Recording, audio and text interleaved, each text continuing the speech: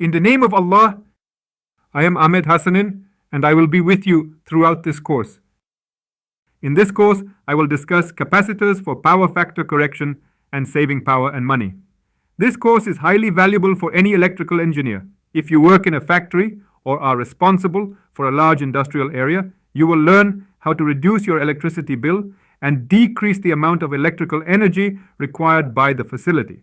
If you work in substations, you will also understand the importance of using capacitors to improve the power factor.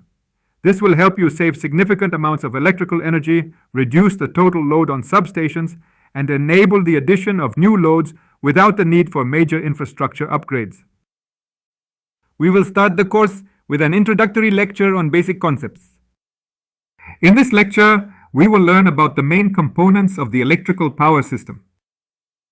We will also learn about the basic components and elements of any electrical load.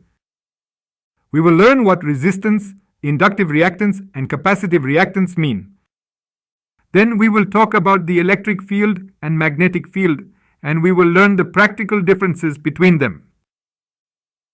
I will also provide some examples of these, such as overhead transmission lines, OHTL, and power transformers. Of course, we all know that there is a phase angle, phi, between voltage and current. So I will explain the real reason why the electric current leads in the case of a capacitor, lags in the case of a coil or inductor, and remains in phase in the case of a resistor. I will also address an important question. Is the phase angle, phi, always equal to 90 degrees for inductors and capacitors and 0 for resistors, or can the phase angle vary from these values? We will then talk about the phase angle phi in practice. The study of electrical engineering depends heavily on the phase angle, phi, between voltage and current. But the important question is, what is the true meaning of the phase angle, phi, in practice? For example, if an electric current flows through a conductor that is also carrying a voltage, where in practical terms, does the phase angle phi manifest within the conductor? Consider another example. In a transformer, current flows through both the high voltage and low voltage windings, each of which is associated with a voltage. So where exactly does the phase angle phi exist within a winding? Is it literally an angular measurement in degrees, or does it represent something more in practical terms? Additionally, is the phase angle phi in a 50 Hz system the same as in a 60 Hz system, or does it differ? For example, when we look at the nameplate of a power transformer, we might see one of its specifications listed as the vector group DYN11. We all know that the number 11 is multiplied by 30 degrees, resulting in 330 degrees. So, what is the practical meaning of this 330-degree phase shift in a power transformer? I will explain all of this in detail throughout the course. Following that, I will discuss the concepts of electrical power and energy. We will also learn how to calculate the energy consumption of various electrical loads or devices over specific time periods, such as 1 day, 1 month, or 1 year. I will also provide explanations of active power, reactive power, apparent or total power, as well as active, reactive, and apparent or total energy. Following that, I will explain the power triangle and its significance in analyzing AC power systems. We will learn in detail about the types of electrical currents and the different types of electrical power that a load requires from the source to perform its intended function. Additionally, I will discuss the difference between the two power triangles in the scenarios before us. I will then explain how power factor is related to reactive power in AC electrical systems. Additionally, we will explore the role and significance of each form of electrical power and current that electrical loads require from the source and examine how these elements are connected to power factor and reactive power. Next, I will discuss the concept of power factor correction and present the first example to help illustrate it. For example, consider an induction motor with a rated power of 24 kilowatts and a power factor of 0.8 lagging. This motor is supplied with electrical voltage through a transformer or a three-phase busbar at 380 volts. Our goal is to analyze the various electrical currents prior to using capacitors, that is, before performing power factor correction. Next, we will analyze the electric currents again, this time after applying capacitors, that is, after power factor correction has been implemented. Then we want to compare the electrical currents in the two cases, that is, before and after using capacitors, or in other words, before and after improving the power factor. Following that, I will further discuss the concept of power factor correction and present the second example. And I will re-explain the previous example, but this time using electrical power instead of electrical currents. We also want to study the electrical power before using capacitors, that is, before improving the power factor. Next, we'll conduct a second analysis of electric power, this time after the use of capacitors, that is, following power factor correction. After that, we will compare the electrical power before and after using capacitors, that is, before and after power factor correction. After that, I will also discuss the concept of power factor correction and explain the third example using a source other than capacitors, specifically a synchronous motor. We observe a simple single-line diagram where the main source or transformer supplies various electrical loads, including heating loads with a total power of 80 kilowatts and a power factor of 1, induction motors with a total power of 200 kVA and a power factor of 0.8 lagging, cooling loads with a total power of 120 kVA and a power factor of 0.7 lagging, synchronous motors with a total power of 150 kVA and a power factor of 0.8 leading. It is important to emphasize that the synchronous motors operate with a leading power factor, unlike the induction motors, which operate with a lagging power factor. First, we want to calculate the active and reactive power of all the loads, as well as that of the main source or transformer. Second, we aim to explain the effect of installing synchronous motors with a leading power factor alongside other loads that have a lagging power factor. Third, we want to calculate the total apparent power in kVA that will be saved by the source or transformer as a result of installing the synchronous motors with these loads. Next, I will discuss the primary sources commonly used for power factor correction or improvement. I will begin by discussing synchronous motors. I will also discuss synchronous condensers, followed by static capacitors. Then I will explain the concept and significance of reactive power.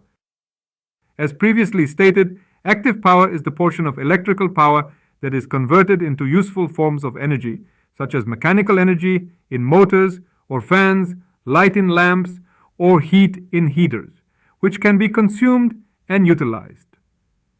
However, when it comes to reactive power, the question arises, is it also consumed or does it serve a different purpose? The second question, we all know that the capacitor consists of two metal plates with a dielectric material between them. Naturally, the presence of this insulating dielectric material should make the electrical circuit behave like an open circuit. This leads us to an important question. How does the circuit function with a capacitor in place, despite the presence of this insulating material? I will explain all of this in detail in this course. Next, I will explain how to determine the rated reactive power, VAR, of the capacitors required for power factor correction using various methods. The first method is a direct calculation approach. This method will be explained step by step using the example in front of us, where we aim to calculate the reactive power of the capacitor needed to improve the power factor from 0.8 to 0.9. We will also go through the initial condition in detail, step by step, specifically the case where the power factor is 0.8 lagging before any correction is applied. Also, after improving the power factor, the new power factor will be 0.9 lagging. Next, I will explain the second method, known as the table method. We will also learn how to calculate the rated reactive power of the capacitor required to improve the power factor in just one step. Of course, I will include all of these tables with the course. The third method involves using an Excel sheet, which is one of the most important tools for calculating the reactive power of capacitors. I will also attach this file for you with this lecture. We should know that in just one step, by entering the old power factor, the new power factor, and the active power, we can calculate the rated reactive power of the capacitor required to improve the power factor. After that, I will talk about the different locations where the capacitor bank can be installed. For example, if we have a factory with 4 induction motors and we want to improve the power factor from 0.7 to 1, we aim to calculate the reactive power of the capacitor bank, assuming it is installed at this specific location. It is also necessary to calculate the reactive power of the capacitor bank if it is installed at the second location. We also want to calculate the reactive power of the capacitors if they are installed next to each induction motor. Then we will make a technical comparison and explain the advantages and disadvantages of each of the 3 different methods. After calculating the reactive power of the capacitor bank in kilovars, we want to calculate the capacitance, C, in microfarads of these capacitors. After that, I will talk about the most important results of using capacitors and improving the power factor in the electrical power system. I will also explain the importance of improving the power factor to reduce losses, save electrical power, and allow for the addition of more new electrical loads. Then I will talk about the main components of a capacitor bank. We are all familiar with medium voltage capacitor units and low voltage capacitor units. In this course, however, I will explain in detail the components of a medium voltage capacitor bank and the practical function of each component. I will also explain the components of a low voltage capacitor bank and the function of each component. Then I will explain the internal construction of both medium voltage and low voltage capacitor units. We all know that a capacitor generally consists of 2 metal plates with an insulating or dielectric material between them. But is this really the internal construction of capacitors, whether low voltage or medium voltage, or is the internal design different? As you can see, I will create a cross-section of one of the medium voltage capacitor units, and we will examine all of the internal components in detail. Then I will talk about the main reasons that cause damage or failure of capacitor units, and I will explain how we can avoid such issues. For example, as we can see, if we have a capacitor unit with a rated capacitance, C, of about 23 microfarads, after a period of operation, we found that the capacitance, C, had increased to about 34 microfarads. We also found that the capacitance, C, of another capacitor had decreased to about 18 microfarads. So, we want to understand the reasons why the capacitance increased beyond its rated value, as well as the reasons why it decreased below the rated value. We will explore all of these questions in detail in this course. Following that, I will present the first example related to power factor correction calculations.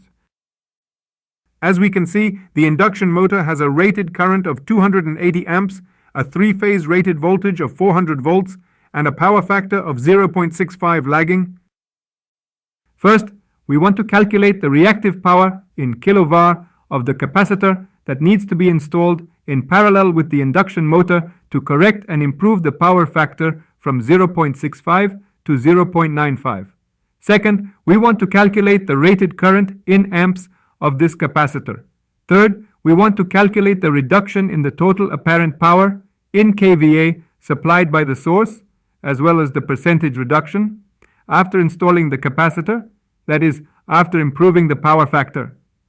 Fourth, we want to calculate the reduction in the total current drawn from the source in amps, along with the percentage reduction, after installing the capacitor and improving the power factor. Then I will explain the second example of power factor correction calculations. We have a group of induction motors with a total power of 800 kilowatts and a power factor of 0.8 lagging. A synchronous motor is connected in parallel with these induction motors to improve the power factor from 0.8 lagging to 0.93 lagging. The load on the synchronous motor is 150 kilowatts. we want to calculate the total power or the apparent power of the source, S source, in kVA. We want to calculate the active power of the source, P source, in kilowatts. We also want to calculate the reactive power of the source, Q source, in kilovars. Then we want to calculate the reactive power, Q synchronous, supplied by the synchronous motor to the induction motors in kVAR, which improves the power factor from 0.8 to 0.93. After that, we want to calculate the power factor of the synchronous motor. We must understand that the synchronous motor acts as a source of reactive power, so its power factor will be leading. We also want to calculate the total power of the synchronous motor, S synchronous, in kVA. Finally, we want to calculate the reactive power required by the induction motors, Q induction, in kilovars. Next, I will present the third example involving power factor correction calculations.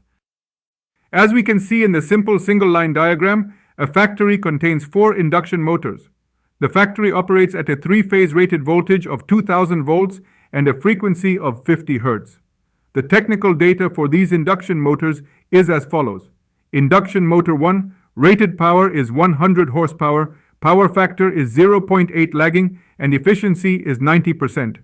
Induction motor 2, rated power is 50 horsepower, power factor is 0.7 lagging, and efficiency is 85%. Induction motor 3, rated power is 100 horsepower, power factor is 0.7 lagging, and efficiency is 80%. Induction motor 4, rated power is 150 horsepower, power factor is 0.6 lagging, and efficiency is 75%. We want to calculate the following.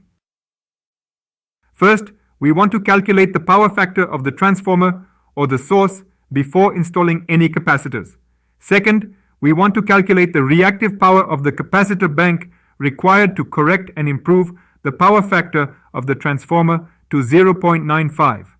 Third, we want to calculate the reduction in the total power of the source, both in kVA and as a percentage after installing the capacitor bank, that is, after improving the power factor.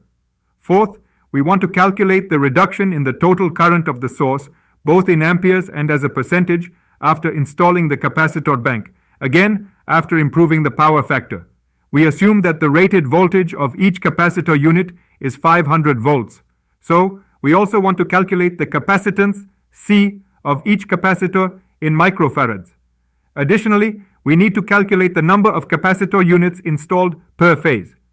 It is important to note that we will use a delta-connected capacitor bank to improve the power factor of the source to 0.95. The next lecture is one of the most urgent and important in this course.